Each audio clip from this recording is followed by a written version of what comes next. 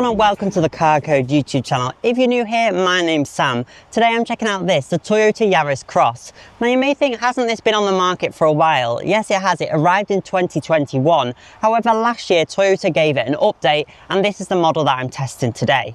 Firstly, a huge thanks to Toyota UK for making this video possible, lending me the Yaris Cross for a week so I can give it an in-depth review. It's the first loan I've had from the brand, so it's very exciting to have it on the channel, and I hope to feature more Toyotas in the future. So if that sounds good, hit subscribe down below. Let's start off with the exterior design of the Yaris Cross, because as you can see, not much has changed.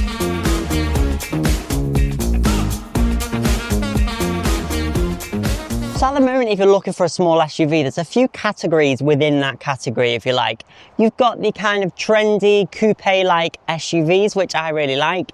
You've got the kind of middle of the road, and then you've got this, which is that chunky aesthetic, shared with cars like the Suzuki Vitara, Dacia Duster, and Peugeot 2008, that have all got that boxy, square, rugged look. And I think the Yaris Cross is one of the best at doing this. The rugged wheel arches just make it look really SUV-like. It is based on the Yaris Super Mini, and you can actually get an all-wheel drive option, more on the powertrain later, but it's not a full off-roader. However, it looks very much like it could be. The main change, which is very small, is at the Toyota badge. You might notice a difference. You don't see that blue kind of hue that it had on the previous model, so it's just black now. So they don't need that blue accent to show that it is a hybrid. After all, the Yaris Cross has always been a hybrid, not a pure petrol model. You've still got this chunky grille, kind of mustache look, which I really like. Down here, this section is a little bit different. This is an XL model, so you've got this kind of silver trim, which does look nice and gives it a bit more of a rugged appearance again. Down the sides are your LED daytime running lights, which also double up as your indicators. They look really smart, don't they? They've done a great job with that. Very bold and clear.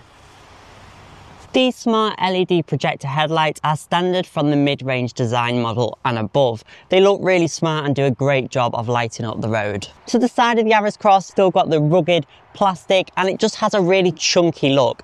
It's not got quite as much ground clearance as a T-Cross, what has 7 inches of ground clearance. This has got 6.7 inches, so it is a little bit more than the Ford Puma. But you can see it has got that rugged look, and it does sit quite high up, which looks really good. It just reminds me of a RAV4 or even a Land Cruiser, just gone shrunken down, and this is what you get. The only real thing that has changed on this update is the wheel designs. They start at 16s and go to 18 inches. As standard on the Icon model, you get these 10-spoke silver alloy wheels, which do look quite small for the car, and there's no option to upgrade the wheels on the Icon model. Going up to design, you get these two-tone 17-inch diamond cut alloy wheels, which I really like. They'll provide a good level of comfort, but also look great on the car. You can upgrade them for £799 to the matte black 17-inch alloy wheels for a sportier look. They look especially good with a darker exterior colour, but it is quite expensive, and again, you'd probably just pay a bit more to go up to the XL model, which is this one. Going up to this XL model, you get these 18-inch diamond cut dark grey machined alloy wheels as standard, which look really good. They've got a nice design, and these used to be the standard wheels on the Premier edition. You can upgrade them for £1,085 for a multi-spoke diamond cut black alloy wheel, which do look good, but then that is quite expensive, so I'd probably stick with these. Last but not least, going up to GR Sport model, you get the 18-inch diamond cut GR Sport alloy wheels as standard, or again, you can upgrade for those £1,085 multi-spoke alloys. I'd just stick with the standard wheels you get on each trim. These are probably my favourite because they have that more chunky SUV look, which I think really suits the Yaris Cross. And what about colours available on the Yaris Cross? Well, on Icon and Design, the standard colour is the solid pure white, which suits the look of the car, but isn't necessarily anything special. Metallic paintwork on those models starts at £680, which is quite pricey. Going up to this XL model, you do get metallic paintwork as standard, which is great to see. This is the metallic Jacuma Grey, which has been in Toyota's range for a few years now. It's a dark grey metallic, it suits the car, but it is a little bit dull. You can also have the Juniper Blue if you want something a bit more exciting, which I do quite like. You've also got the Eclipse Black for a nice sleek look, Silver Metallic, And also new for the update, the forest green metallic. Online that looks kind of like a sagey green, but it actually looks in other pictures kind of like a darker tealy colour, which looks quite nice actually, so that would be a nice one to go for on the car. You then have two premium paintwork options of the Scarlet Red Flare. That's £965 on Icon and Design, but £285 on Excel. And also the Platinum White Pearl, again £965 on Icon and Design, £285 on the Excel. It is mad that you pay more for the premium paintworks on the lower models, and again it just tempts you more to go for this XL model. It just makes more sense. Last but not least, going up to the GR Sport models, you get two-tone paintwork as standard.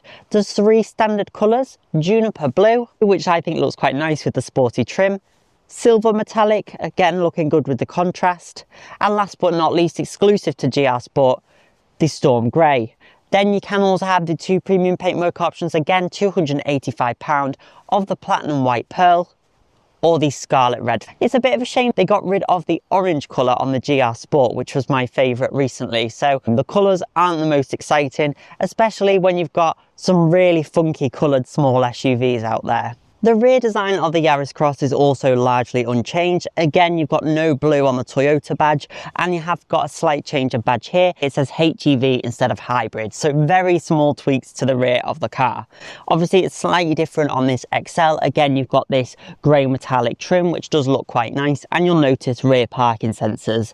Standard on the XL, but you do have to go for a pack to get them if you do want them on the design model, which is a bit of a shame, and you can't have them at all on Icon. However, a rear view camera is standard across the range, so that makes parking easy enough. However, for an urban car, I would have liked to see front and rear sensors at least as standard as we see on cars such as the Volkswagen T-Cross. Good thing to see, we do have a rear wiper. You've got this kind of light bar design. This bit is just a reflector like you used to get on the T-Cross. However, the T-Cross has a full width light bar now, but it doesn't matter because you still got these kind of sections here which do look good. I'll show you the indicators now. Those are your indicators. Kind of Audi style almost, not quite as cool, but they are very bold. Much better than the quite small indicators you get on the Puma and the absolutely minuscule indicators you get on the Vauxhall Mocha, which are really disappointing and quite frankly a little bit dangerous.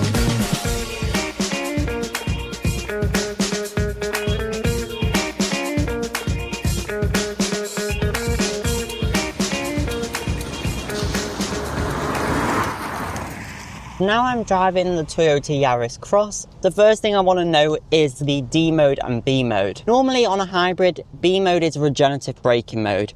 And in that mode, when you come off the accelerator, the car slows down a bit more. It's the same as on an EV and uses the electric motors going the other way and makes energy to go into the battery.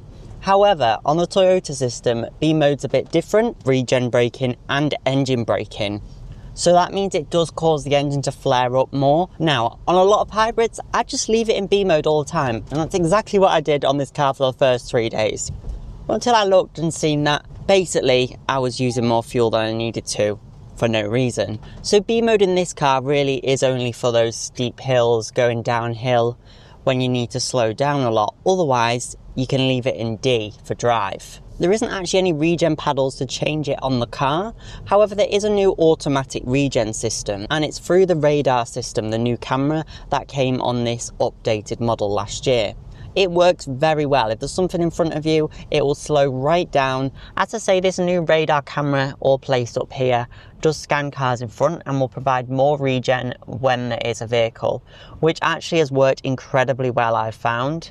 Probably even better than the Kia system. So now it should see that van, there we go, and it provides so much more regen, which is excellent. In total, it's got 33 safety assist systems, and they can be a bit annoying, like the traffic sign one that if you go 1 mile above, beeps at you, and it also beeps every time it changes. Other than that, they kind of just do their thing in the background and you don't get too bothered by them.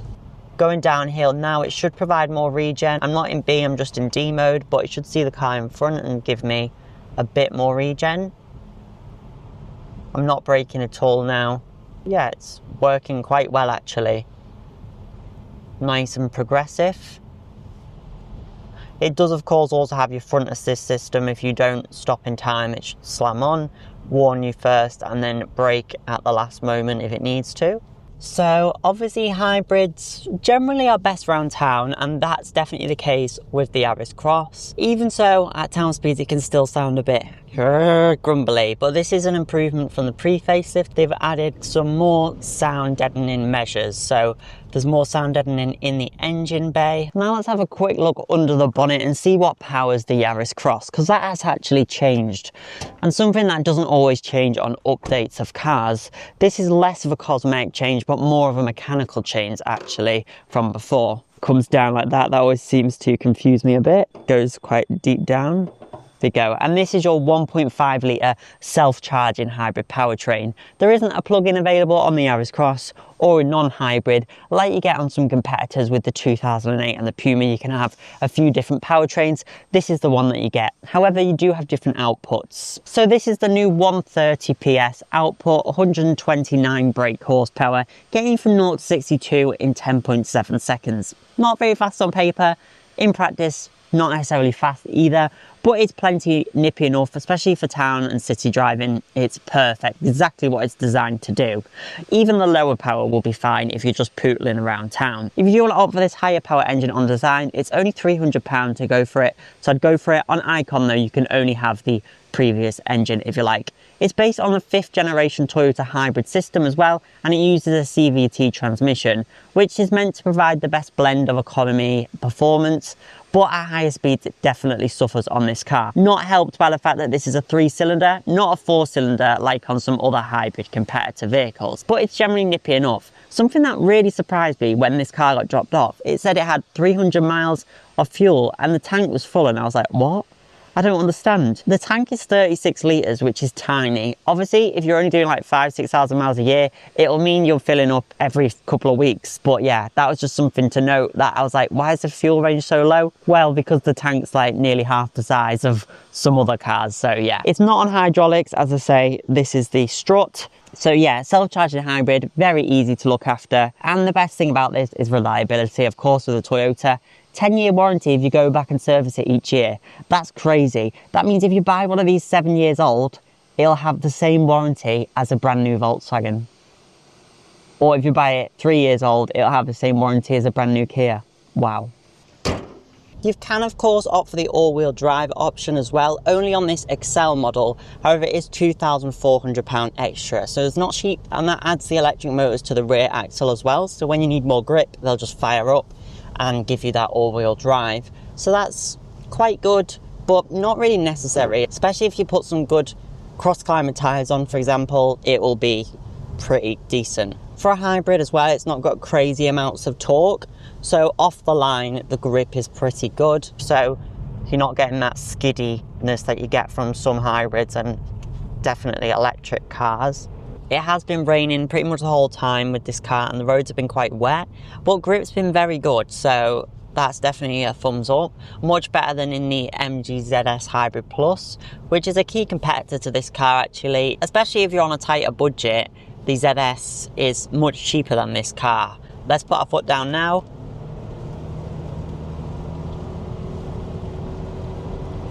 You can definitely feel that it's CVT. However, the extra power is handy to get on the dual carriageway right now.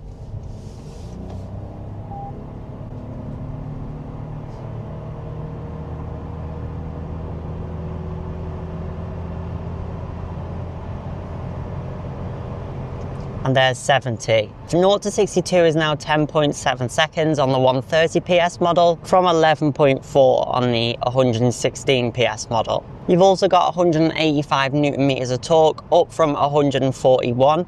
So that's good. It doesn't feel especially torquey, but it does mean round town you've got plenty of zip.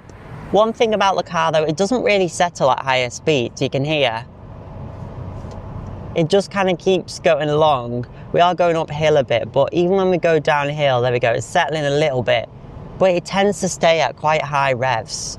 That's something that also isn't helped by the fact that it's a 3-cylinder rather than a 4-cylinder like you'll find in the HRV. The accelerator is lighter than on the HRV, which can feel quite heavy and quite fatiguing on a long journey. I think if I was doing motorway driving a lot, I wouldn't opt for a CVT hybrid unless it's like a 2 litre like the Corolla. Civic, ZRV, something like that, they tend to be quite good at the faster speeds because they've got a bigger engine, but then it is a lot smaller than a lot of the other cars I've mentioned. I could see this being a good option if you like to be high up, but you don't necessarily want a massive car. The compact size of the Yaris Cross doesn't always convey on photographs or video, but really it is a truly small SUV. After all, it is based on the Yaris. So I think a lot of people like that, and the kind of the no fuss approach of it. You don't have to faff about with things. It's very kind of straightforward. You just get in and drive it.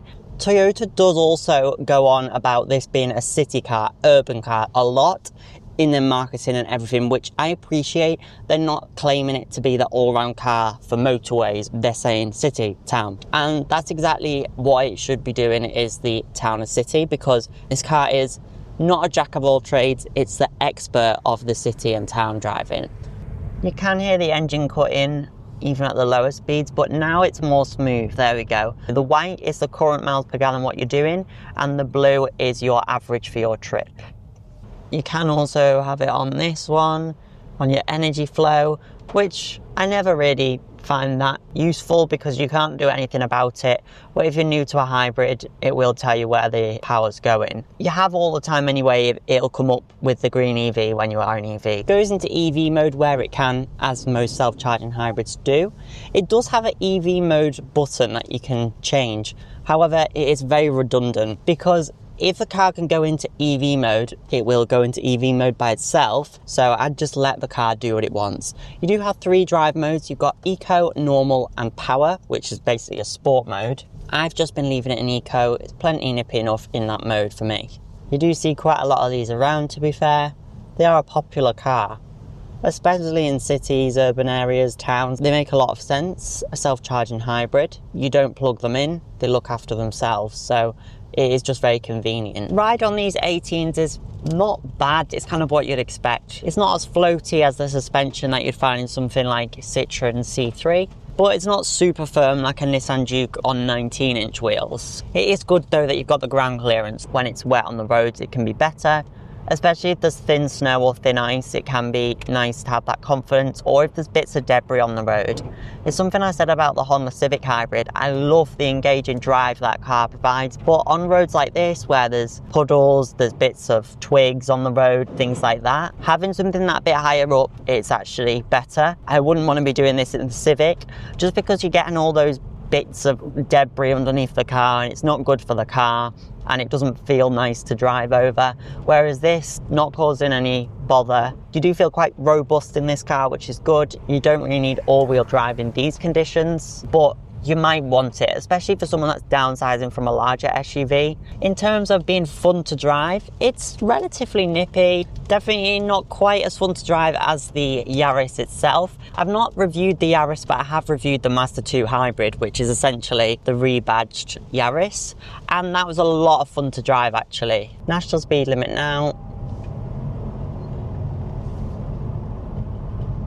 Yeah, it's nippy enough, it picks up speed quite nicely. They're all about 1.2, 1.3 tons, so they're nice and lightweight, so that definitely helps. Cornering, how is it on a tight corner?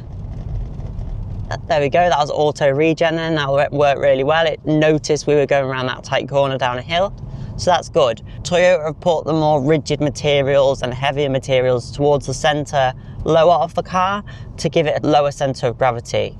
Drive at about 5 miles around town, etc. 61.6 miles per gallon. Like I say, town and city is where this car excels. It really does well. This is what it's designed to do, and as you can see, excellent fuel economy there. That's what I was talking about, having this small fuel tank. It's saying 177 miles with 2/3 of a tank. Doesn't sound like much, but then the tank is only 36 litres.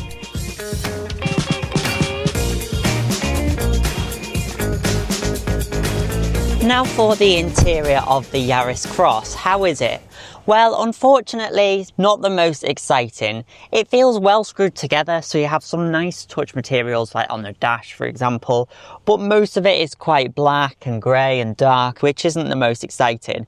On this XL model, you do get the heated front seats, also get those on GR Sport, and you've also got the heated steering wheel, which isn't in the most convenient place. I didn't realise it was there at first, but it is definitely a nice feature to have. The steering wheel is easy to hold, very ergonomic, which is a big thumbs up. Nice instead of having a big chunky steering wheel. Buttons on the steering wheel are all really easy to use, you'll be pleased to know. I really love a round centre on the steering wheel. I'm not a fan of this plastic insert, feels a bit cheap. Yeah, it could be a bit more premium feeling. Also here, this bit of gloss black does brighten it up, as does the fabric in the door card. I do like that. But this kind of protrudes so much, like it doesn't need to, I don't think. It just doesn't feel the most modern. The dash though and the vents are nice. These remind me a little bit of Citroen, really nice. Same with the dash as well. There's all nice materials on there, which is good. Your push to start button is now also black instead of that hybrid blue colour they had. This looks a lot better. The GR Sport interior definitely looks a bit nicer. It's also not the most spacious, but it is a small SUV, like I say. The footwells are big enough for me. I'm 5'8". My dad's 6'2", and he said the front footwell was a bit small. That's expected though from this car. It's based on the Yaris after all. View out's really good because you've got that nice boxy square shape. That's good. Mirrors are nice as well. You do have blind spot monitoring on this XL model as standard. The seats are manually adjustable, but you do have electronically adjustable lumbar support to give you that nice support on longer journeys. You will also notice a dark headlining. It doesn't feel too dingy in here because you've got really large windows, which is nice. However, you can opt for a sunroof for £500, which I'd probably do and recommend to do on the car. How about the seats on the Yaris Cross? As standard, they come in full cloth on icon and also design trims. They look okay, but not the most exciting. They're also not heated. Moving up to this XL, you get these part leatherette, part cloth seats, which are very comfortable and also are heated. So that is a really nice touch on the vehicle. They're not the most hugging you in, but they're okay. They've got this chunkier upper section, as you see on lots of Toyotas, which means they're quite supportive. Headrests are a bit funny shape, but not too bad, and they're comfortable enough. My favourite seats though are on the GR Sport model, which are Alcantara and part leatherette. They look really nice. They remind me a lot of the seats on the Jazz Sport actually. If you want to watch my video on that car, you can click up there. Those seats look the best by far. These are okay, they're just not the most exciting. You do also get this armrest, which feels quite cheap. It's not leatherette, it's just plastic, but it is in a good place, as is the door card one. They're just both a bit hard, not the most padded, so they could definitely be better, but it's got all the features that you'd like, especially on this XL model. Definitely the one to go for. This is your driver's view, if you like. As you can see, this has got the 12.3-inch digital dials as standard on XL and GR Sport models. That low MPG is just because I've been leaving it on for a while whilst I've been filming. Adaptive cruise control as standard. It's all on this side. That's all through the radar system up here, so that's really great to see. And then all your menu controls on here. The digital dials, they are customizable, so this is on the tough setting, meter style. Okay, here we go. So you've got smart, casual, tough, which is what I've been leaving it on. I think they're the nicest ones, or sporty. The Smart especially got them blue hybrid graphics, which I think are starting to look quite dated now. So it is nice that you can change them, but even so, it's not the most wow display. As standard, you get this 7-inch TFT display on the Icon and Design models, which gives you all the info you need anyway. This is the 10.5-inch central touchscreen as standard from Design and above. You get a 9-inch screen as standard on Icon now. So it used to be 8 inches, so you get the 9 as standard, which is good to see. Really annoying, it is facing very obviously away from the driver. That is a pain, especially for a larger screen like this. It just doesn't look so good. This screen is nicer though than the previous one. It's flatter. It does look modern, especially with the Apple CarPlay on. All the climate is really easy to use. One thing though is where you control the air to be. It's a very small button and very small graphic as well. And it also doesn't come up on the top of the screen what you're doing like it does on a Ford or on a Honda. So that could be better. Ford actually did a really good improvement with the Puma with their screen. Instead of having it on the top of the dash and facing away, they brought it lower down and facing towards the driver, which was a great improvement. They did get rid of some of the physical buttons, which was annoying, but that was more user-friendly than this. As for your cameras, you pop it into reverse, your rear camera does come up. You can see this has got front and rear sensors. You have to opt for them on the Design model. On Design, you can't get 360 cameras. You can just opt for the safety pack with the front and rear sensors. And then going to XL, you get these 360 cameras, front and rear sensors. It's £1,000 on the GR Sport. Very good on this XL model. When I go backwards, you can see they come up. These guidelines, by the way, a lot of people said it, they're pretty useless. You can turn them off. So I just leave it like that. It's a lot better, because then you've just got a camera and you still got your sensors. And it sings when you're too close. It doesn't read how many centimetres you are away from things like some new cars, but that doesn't really matter. The 360 cameras are really good for coming out of tight junctions forward as well on this XL, because you've got a very wide angle, so you can see if there's something around the corner, like a tighter space especially. So it is quite handy to have. There isn't really a home screen as such that has different widgets on it like you get on a Volkswagen or Ford, which is a bit of a shame really. Wireless Apple CarPlay and Android Auto is standard though, which is great. This XL's also got wireless charging. When you pop it in park, the handbrake does come on by itself, which is great. You've got height adjustment on the passenger seat as well, so your passenger won't be sitting in the footwell or touching the roof. They can decide where they want to be, as they should.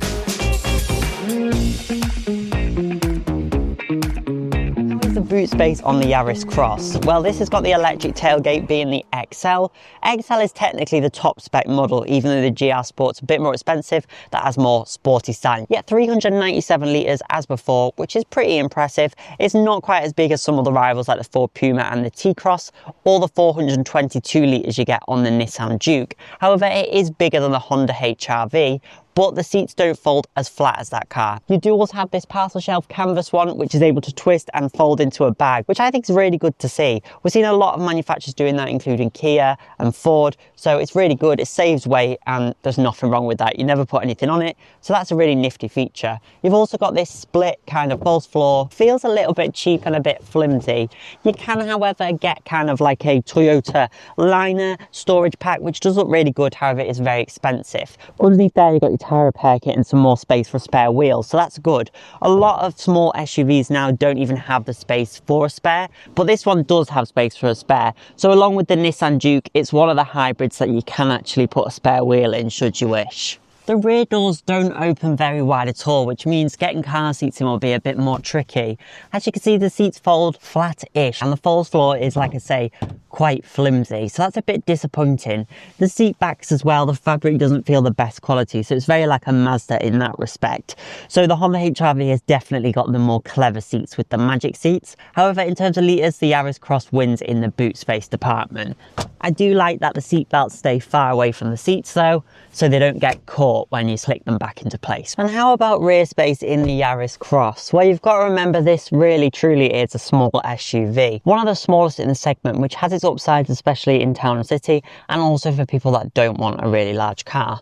This is my seating position. I'm about 5'8". Knee room's actually decent. I did have my seat a little bit more backwards. I had to move it forward to fold the seats down, but even so I've got loads of knee room, so that's good. Headroom as well, it's really decent thanks to it being that boxy square shape, so you do have more headroom than something with a coupe SUV roofline like the Nissan Juke, even Toyota's own CHR as well, so that's pretty good. Amenities back here, not anything really. You've got no vents, no charging, anything like that, which is a bit disappointing, but you can see that sometimes in this class. The headrests are quite square, but they're comfortable enough actually, so they're not too bad. You technically have an armrest, but really it's just the seat and two cup holders. You do have a light in the back of here, which is nice. It's kind of in the middle of the car, but it's nice that you have it. And ISOFIX points on the outer. However, they are those annoying ones that you might lose. How's the middle seat? Well, there is a hump in the floor. That's actually not bad. That's good. It's definitely better than the HR-V. Not quite as comfortable as the middle seat of a Ford Puma though. Not bad really for this size of car. So that is the Toyota Yaris Cross. These little changes, including a bit better refinement and also more power, mean it's more usable every day. It's not the car I'd pick if I was doing motorway driving every day. However, it absolutely aces town and city driving, which is exactly what it's designed to do. I like its compact proportions and also those chunky, rugged looks made famous by the RAV4. So it definitely stays true to Toyota heritage, which I really like and a lot of customers like as well. The cherry on top is definitely the 10-year warranty, which you get when you service it each year. That's great. The peace of mind with the Toyota is definitely what puts it above other manufacturers. Even when it might not feel the most modern or exciting, you know it's going to be a trustworthy, reliable option and also hold its value very well. So that makes it quite attractive overall. There's a lot of competitors out there in this segment. It's highly competitive, but the Toyota delivers with that excellent fuel economy around town, and again, those chunky looks are great. A huge thanks to Toyota UK for making this video possible. I hope you enjoyed it, and I look forward to seeing you in the next one.